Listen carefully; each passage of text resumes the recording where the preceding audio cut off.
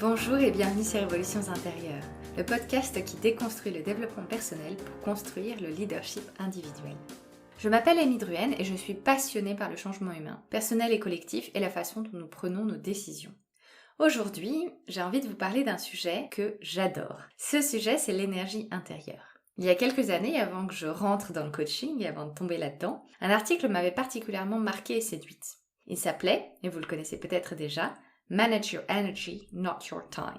Moi qui travaillais à l'époque dans un gros cabinet de conseil, ça avait été un peu une révélation. Ça m'avait fait réfléchir sur mon engagement au quotidien. Le travail sur lequel je m'appuie vient d'un ouvrage de Tony Schwartz et Jim Lohr qui s'appelle The Power of Full Engagement, paru en 2003. Comme le dit le titre, c'est un ouvrage autour de l'engagement. Selon les auteurs, pour être pleinement engagé, il y a 4 conditions à remplir. La première condition, c'est d'être physiquement en forme. La deuxième, c'est d'être connecté émotionnellement. La troisième, c'est d'être concentré mentalement. Et la dernière, c'est d'être aligné spirituellement sur quelque chose de plus grand. Ça peut être notre purpose, au-delà de notre intérêt à court terme. Lorsque je suis pleinement engagée, cela requiert une modification de mes modèles mentaux actuels et habituels. Un des principes, c'est que pour être pleinement engagé dans quelque chose, nous devons apprendre à tirer notre énergie de 4 sources différentes. Alors, quels sont ces 4 types d'énergie? Comment les comprendre et à quoi ça sert? La première énergie, c'est l'énergie physique. C'est celle qu'on calcule en termes de quantité. Bien sûr, il est évident de parler de cette énergie pour les athlètes, par exemple, ou pour toutes les personnes pour lesquelles il est visible que sans leur corps, elles ne peuvent exercer leur métier. Mais on a souvent tendance, en tout cas pour celles et ceux d'entre nous qui travaillent sur un bureau, de sous-évaluer l'importance un peu de cette énergie. Cette énergie, c'est quand même la base de notre vitalité, mais c'est aussi celle qui affecte notre capacité à gérer des émotions.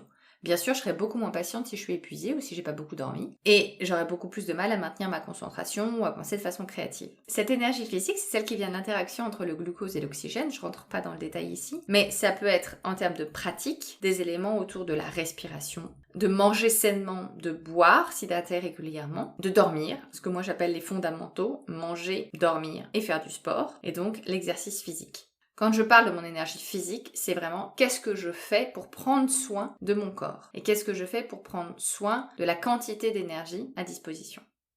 La deuxième énergie, c'est l'énergie émotionnelle. L'énergie émotionnelle, c'est celle qui se distingue en termes de qualité. Je peux avoir une énergie négative ou je peux avoir une énergie positive.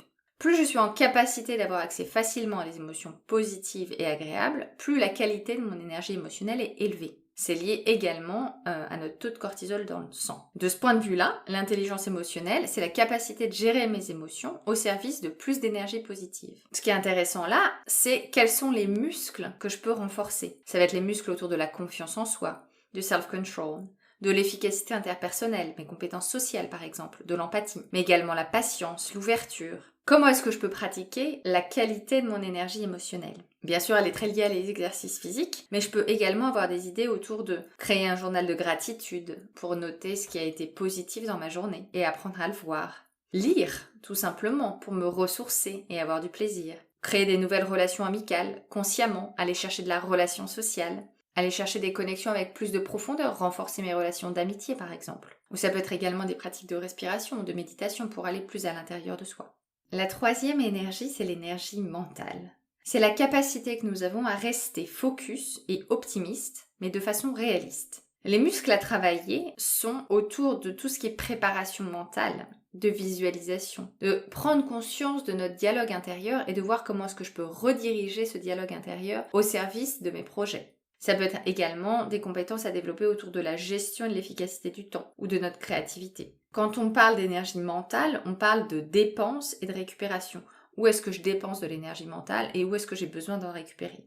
Bien sûr, les 3 énergies, physique, émotionnelle et mentale, se nourrissent l'une de l'autre. Je disais tout à l'heure, si j'ai pas beaucoup dormi, il sera beaucoup plus difficile de me concentrer. Si je suis anxieuse, donc la qualité de mon énergie émotionnelle est plutôt négative, ce sera encore plus difficile pour moi d'être focus sur une tâche à faire.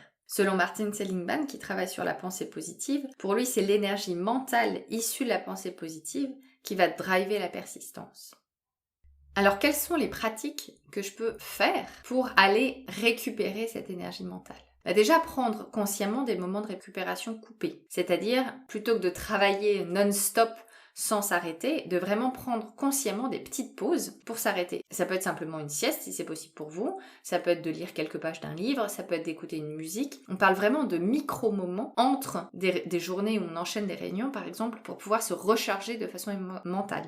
L'idée, c'est d'osciller ces moments de pause mentale consciente et les moments de travail et les moments d'effort. On a tendance à penser que plus je pousse la durée du travail, plus je vais être efficace et plus je vais pouvoir abattre du travail. Au contraire, c'est complètement faux. Plus je coupe et plus je suis capable de recharger mon énergie mentale, plus je vais être capable derrière d'être beaucoup plus focusée et beaucoup plus efficace. Si vous avez la possibilité, ça peut être aussi des pratiques créatives comme la peinture ou avoir des pratiques autour du yoga qui peuvent être à la fois relaxants d'un point de vue émotionnel et mental. L'idée, c'est d'encourager la plasticité du cerveau. Et enfin, il y a un petit exercice que j'aime bien que j'appelle le clearing exercise, qui est de vider sa tête de pensées négatives dès le matin. Je vide tout ce qui est mon dialogue intérieur de « il fait moche, j'en ai marre, ça me saoule, j'ai pas bien dormi », pour commencer ma journée aussi beaucoup plus disponible mentalement.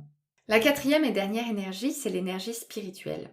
Donc là, on n'est pas dans le sens religieux, mais on est beaucoup plus dans un sens élémentaire. C'est l'ensemble de nos valeurs, de notre mission, de notre vision de la vie, qui fait qu'on voit plus loin que soi-même. Les muscles à travailler sont le courage et la conviction de vivre selon ses valeurs, selon ses croyances. Ça inclut également la passion, l'engagement, l'intégrité et l'honnêteté. L'énergie spirituelle se construit en équilibrant son engagement vis-à-vis des autres et son bien-être. Donc quand on se sent en manque d'énergie spirituelle, souvent l'idée c'est d'aller chercher un moyen d'aller beaucoup plus en profondeur, d'éviter le mode survie, d'aller chercher plus de vision, d'aller chercher plus de conviction et de connexion intérieure. En termes de pratique, ça peut être des pratiques de connexion et de reconnexion à ses valeurs profondes. Aller dans la nature si c'est quelque chose qui nous nourrit, se reconnecter à quelque chose de plus grand que soi. Et ainsi, par exemple, subordonner ses propres besoins à quelque chose de plus grand que soi. Ça peut être s'engager dans une association, mais pas nécessairement. Ça peut être simplement avoir des discussions autour de sujets qui nous transcendent, qui nous alimentent. Ça peut être des pratiques autour de la préparation mentale, de la visualisation, de l'auto-hypnose également, pour se reprojeter dans quelque chose de plus grand. Et enfin, simplement, ça peut être des questions de réflexion.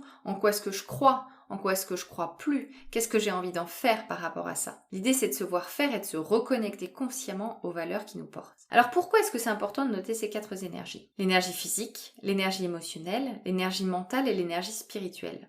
L'impact sur soi, c'est de noter l'énergie qui me nourrit le plus, celle qui me nourrit le moins, celle que je nourris le plus et celle que je nourris le moins, celle que j'ai tendance à nourrir le plus et celle que j'ai tendance à nourrir le moins. Car c'est probablement la même énergie ou la même tendance que vous exigez chez les autres. Pas facile à dire.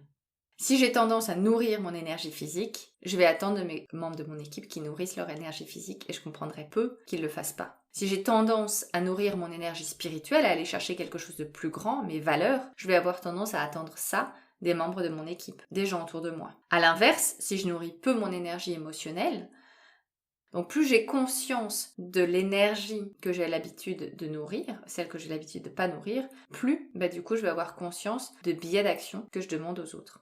Parce qu'encore une fois, l'idée, c'est de manage your energy, not your time. On passe son temps à faire des to-do list, mais plus j'apprends à gérer mon énergie, plus je vais être capable de consciemment la ressourcer. Et plus je crée aussi de finesse dans ma façon de gérer mon énergie et de voir ces différents types d'énergie, plus je vais voir que j'ai des leviers d'action différents. Et plus je vais prendre de responsabilité autour de ce dont j'ai besoin, qui est l'énergie et qui est la source de toute chose. Pour terminer donc, et pour récapituler, Tony Schwartz et Jim Miller distinguent ces 4 types d'énergie, l'énergie physique, l'énergie émotionnelle, l'énergie mentale et la spirituelle. Je vous invite à réfléchir à comment est-ce que vous gérez ou pas ces énergies dans votre quotidien. Merci beaucoup pour les retours dernièrement sur ce podcast et merci de continuer à nous suivre et à nous alimenter, ça nous nourrit beaucoup au quotidien. Je serais curieuse de savoir comment est-ce que vous allez vous servir de ces distinctions et comment est-ce que cela va peut-être créer une nouvelle façon de voir qui va alimenter vos questionnements intérieurs. Vous pouvez retrouver le podcast Révolutions intérieures sur les réseaux sociaux, Apple, Google, sur ma chaîne internet également, mais aussi sur mon site internet www.de-size.com.